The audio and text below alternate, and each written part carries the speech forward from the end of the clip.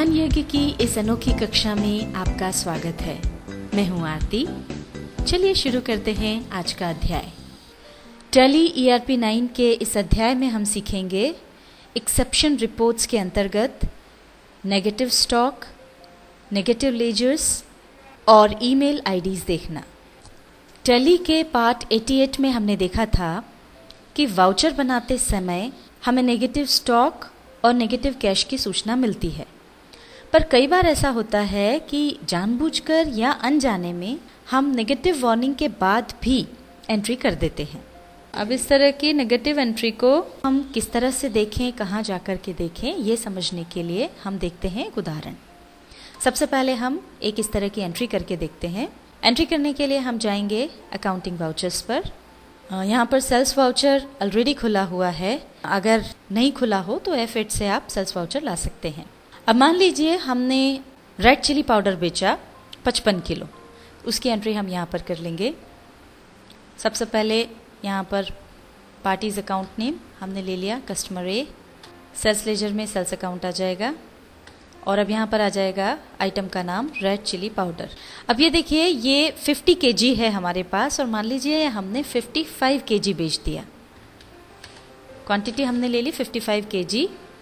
अब ये देखिए, जैसे ही हम आगे बढ़ने के लिए एंटर प्रेस करते हैं तो ये यहाँ पर वार्निंग आ जाती है नेगेटिव स्टॉक।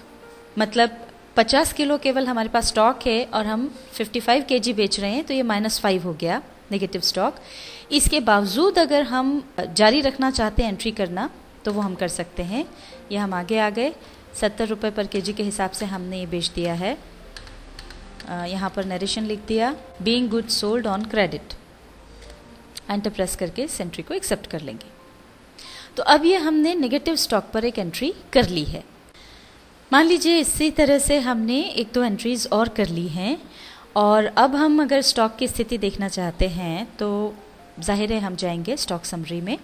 इसके लिए पहले यहाँ से बाहर हो जाते हैं स्केप की दबा करके और अब हम पहले जाएंगे यहाँ स्टॉक समरी में। अब ये देखिए, स्टॉक समरी में यहाँ पर जब हम देखते हैं तो जो भी आइटम्स हैं उनकी स्थिति हमको पता चल रही है। तो यहाँ हम देख सकते हैं रेड चिली पाउडर जो है ये नेगेटिव स्टॉक है और सॉल्ट का जो है वो भी नेगेटिव स्टॉक है। पर अब ये तो केवल 6-7 आइटम्स हैं तो हम आसानी से यहाँ पर देख पा रहे हैं। पर अगर ये लिस्ट लंबी होती, अगर हमारे पास 101 आइटम्स हैं, ऐसे में फिर नेगेटिव स्टॉक किसका है वो ढूंढ पाना थोड़ा सा मुश्किल काम है। आपको फिर वो एक एक आइटम देखना पड़ेगा। पर अगर हम चाहते हैं कि जो भी हमारा नेगेटिव स्टॉक है वो हमको अलग से दिख जाए, तो उसके लिए हम एक्सेप्शन रिपोर्ट्स के अंतर्गत नेगेटिव स्टॉक में जाएंगे। यहाँ से हम पहले बाहर निकल जाएंगे स्किप की दबाते हुए। ये गेटवे ऑफ टैली पर हम आ गए। यहाँ से हम जाएंगे डिस्प्ले पर और अब यहाँ से हम जाएंगे एक्सेप्शन रिपोर्ट्स पर। एक्सेप्शन रिपोर्ट्स में सबसे ऊपर है नेगेटिव स्टॉक। नेगेटिव स्टॉक में हम जब जाएंगे यहाँ पर हमको केवल वही स्टॉक दिखाई देगा जो नेगेटिव है। तो यहाँ बड़ी आसानी से आपको पता चल जाएगा कि कौन सा स्टॉक आपका नेगेटिव में है। ये रेड चिली पाउडर और सॉल्ट ये दोनों नेगेटिव स्टॉक में है। इस तरह से आप नेगेटिव स्टॉक की जानकारी ले सकते हैं। अब यहाँ से हम बाहर हो जाएंगे। स्केप की दबाते हुए हम ये एक पीछे वाली विंडो पर आ गए हैं। ये यहाँ पर आप देख सकते हैं एक्सेप्शन रिपोर्ट्स पर हम आ गए। अभी हमने नेगेटिव स्टॉक देखा। इसके नीचे एक ऑप्शन है नेगेटिव लेजर्स। नेगेटिव लेजर्स के अंतर्गत वो एंट्रीज आती हैं जो अपने खातों के नेचर के विपरीत हों। जैसे कि एक सप्लायर को अधिक पेमेंट करना और एक कस्टमर से अधिक पैसे आना, ये दोनों ही खातों के नेचर के विपरीत हैं।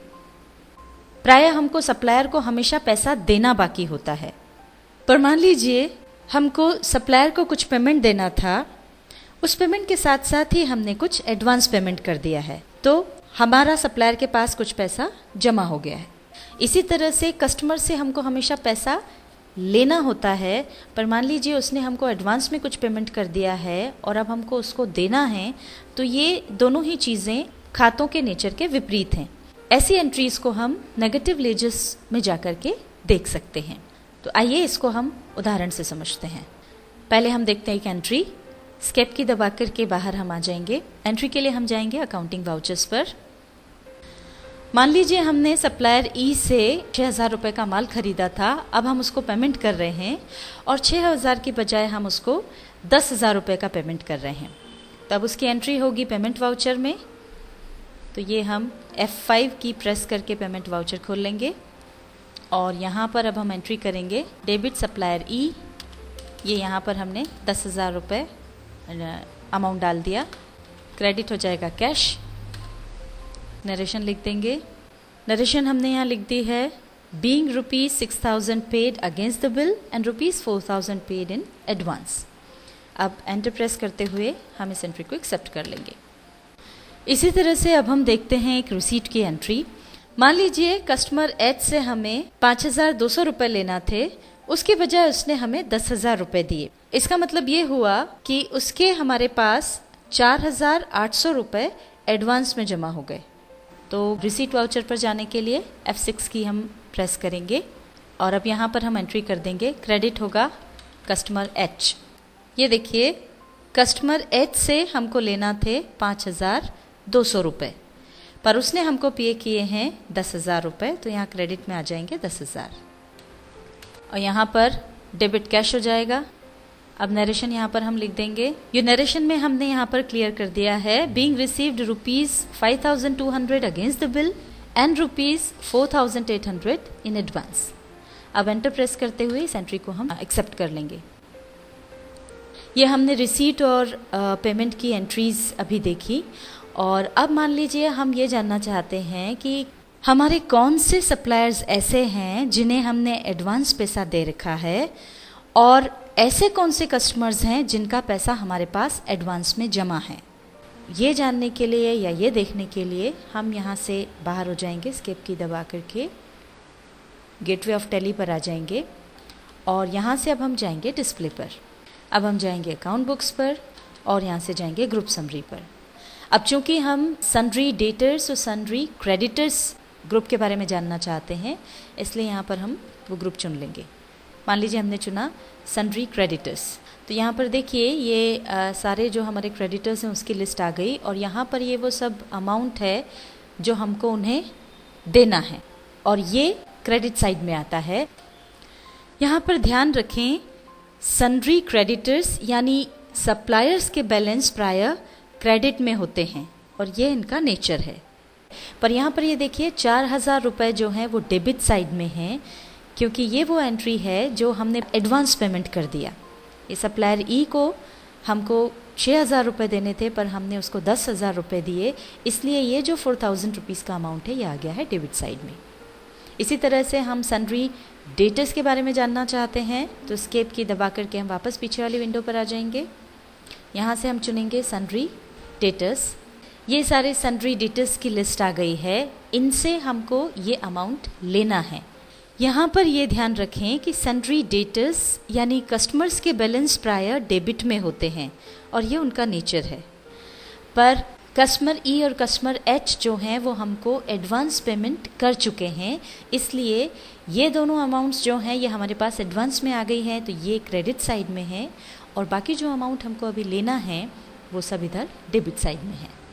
अब यहाँ पर हमारे पास चूँकि कुछ ही कस्टमर्स की लिस्ट है, इसलिए यहाँ पर हमको दिक्कत नहीं है, हम बड़े आराम से देख सकते हैं कि किसका एडवांस पेमेंट आ गया है या किसको हमने एडवांस पेमेंट कर दिया है। पर अगर ये लिस्ट काफ़ी लंबी हो, अगर इसमें 100 नाम हो, तो हमारे लिए जानना मुश्किल पड़ेगा। हमको एक एक जो बैलेंस है एक एक पार्टी का वो ध्यान से देखना पड़ेगा।